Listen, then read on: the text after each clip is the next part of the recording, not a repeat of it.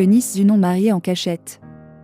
La web humoriste brise enfin le silence face à la polémique. Pour plus d'informations après le générique. Avant de commencer, n'oubliez pas de vous abonner et d'activer la cloche de notification car cela va vous permettre de ne plus manquer à nos prochaines vidéos. C'est parti!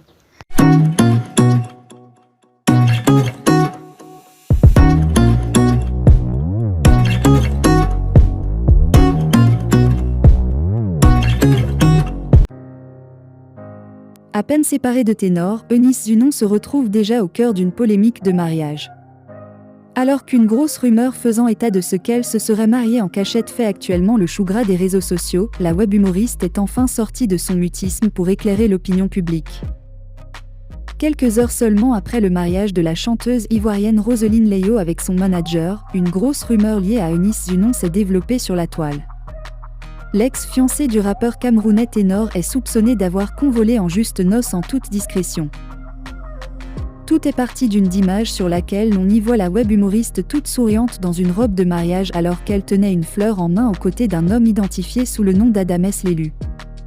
Répandue sur la toile telle une traînée de poudre, l'image a suscité une avalanche de réactions dans le rang des internautes. Si certains ont vite fait de remarquer qu'Eunice Zunon portait la même robe de mariage que celle portée par Roseline Leyo le week-end dernier lors de son mariage, d'autres sont convaincus que la web humoriste s'est mariée en cachette. Au milieu de cette polémique, l'ex-fiancé de Ténor est finalement sorti de son mutisme pour dire toute la vérité. Bébé Bouche Pointue a d'abord relayé l'image sur sa page Facebook en ajoutant un commentaire qui prouve clairement qu'il s'agit d'un montage.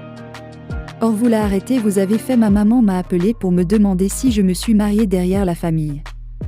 Tout le monde ne maîtrise pas les réseaux, a-t-elle écrit. Voilà qui confirme que cette image qui circule actuellement sur les réseaux n'est qu'un pur montage réalisé par le jeune humoriste Adamès l'élu qui imite régulièrement les stars et personnalités africaines. Avant de connaître Samuel Eto'o, Nathalie Koa avait un fiancé. Un homme qui était fou d'elle et prêt à tout pour lui mettre la bague au doigt. Mais elle a largué, au grand regret aujourd'hui, au profit de Samuel Eto'o.